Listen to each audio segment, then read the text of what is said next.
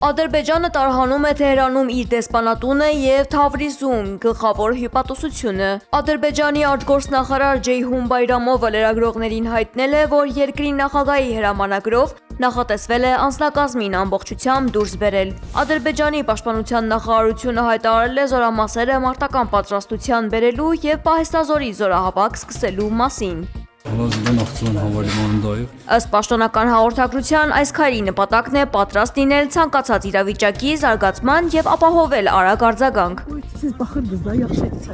Սա տեղի է ունեցել Նախիջևանի օդակայանի և Բաքու-Թբիլիսիի Ջեյհան նավթամուղի վրա հրթիռի ընկնելուց հետո, թեև Իրանը հերքել էր, որ ինքն է հրթիռակոծել, շեշտելով, որ իրենք հարևան երկրները չեն թիրախավորում։